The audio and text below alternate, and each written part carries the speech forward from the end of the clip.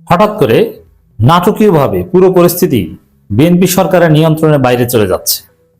BNP জানে না কিভাবে কি ঘটছে। বিএনপি অসহায়, নিরুপায়। বিএনপি সরকারের হিসাব নিকাশ এলোমেলো। বিএনপি সরকারের মেয়াদ 2028 সালের এপ্রিলের মধ্যে শেষ হয়ে যাবে। দর্শক, অনিচ্ছা সত্ত্বেও বিএনপিকে অনেক কিছু করতে হচ্ছে। বিএনপি এক অদৃশ্য শক্তির ফাঁদে পড়েছে। তবে সে অদৃশ্য শক্তি কে, এটা আমরা জানি। সে অদৃশ্য শক্তি হচ্ছে ভারত, যুক্তরাষ্ট্র, ডিপ স্টেট নেক্সাস। দর্শক, বিএনপি ভেবেছে আমরা ক্ষমতা এসেছি, আওয়ামী লীগের ভোট সাথে নিয়ে ক্ষমতা আসার পরিণতি যে কত বড় ভয়াবহ হতে পারে বিএনপি এখন টের পাবে। দর্শক দেখেন, কিছু মিলছে না, বিএনপির হিসাব নিকাশ কিছু মিলছে না। বিএনপির বৈধতার চাবিকাঠি বিএনপির হাতে নাই, এটা হাসিনার হাতে। জানেন, এটা ইন্ডিয়ার হাতে। কারণ ইন্ডিয়া কতদিন আর রাখবে? 2028 সাল, তারপর আর বিএনপি রাখবে না। এর মানে 1.5 বছর আমরা যে মেয়াদ দিয়েছি এটা পার করতে পারে কিনা সন্দেহ আছে। দর্শক, জুলাই সনদ, যেটা 12 ফেব্রুয়ারি নির্বাচনের বৈধতার মূল ভিত্তি, সেই জুলাই সনদই কার্যত অবৈধ হয়ে যাচ্ছে,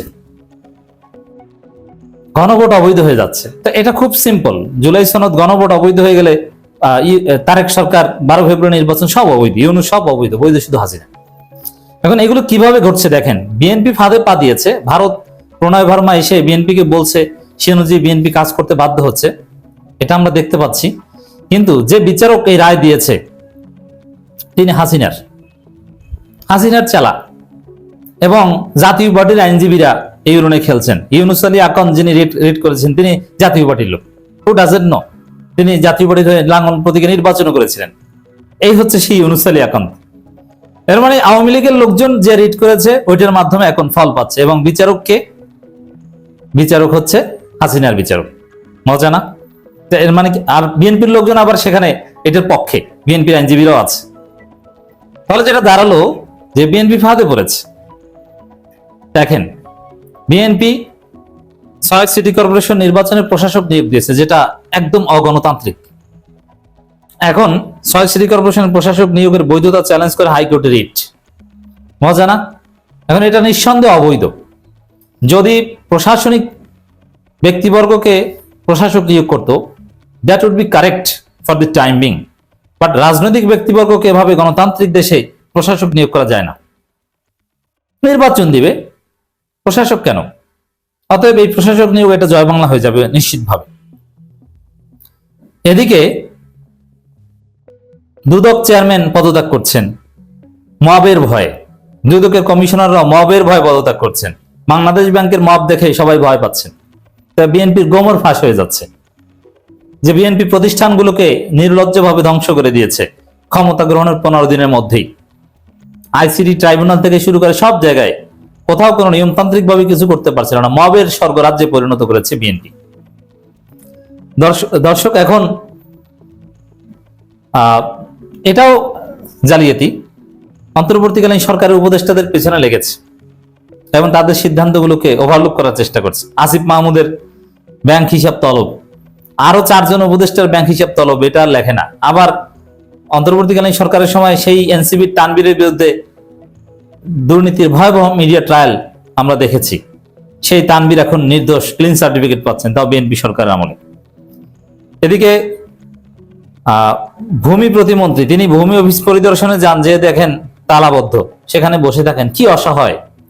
এই দৃশ্যটা দেখলেই বোঝা যায় যে বিএনপি সরকার কতটা অসহায়, কোন ফাঁদে পড়েছে। মানে প্রশাসনে বিএনপির চেইন অফ কমান্ড নাই, হাসিনার লোকজন কলকাঠি নাড়ছে। ইউনূস সরকারের সংস্কারও মানতে চান না, হাসিনা সরকার বিএনপিকে খেয়ে দিবে।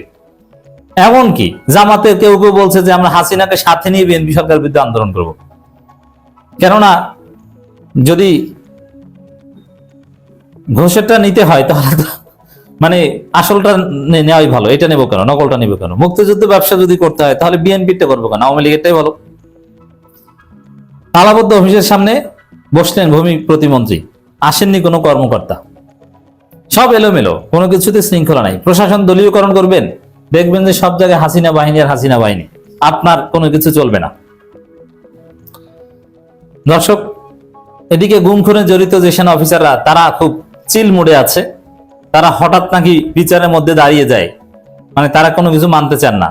চিফ প্রসিকিউটর বিএনপির কিন্তু তাকে ঘিরে ধরেছেন সব জামাতের অন্যান্য প্রসিকিউটররা, এবং তিনি অসহায়ের মতো বলছেন যে নিয়ম কানুন চলছে না।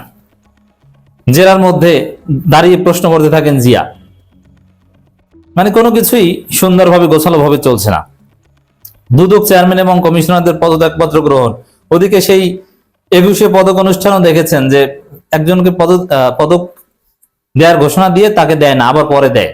মানে কোথায় কি করছে এটা বিএনপিও জানে না। এমনি সব মিলিয়ে বললে হাসিনা চালাচ্ছে এখন বিএনপি সরকার, ভারত চালাচ্ছে।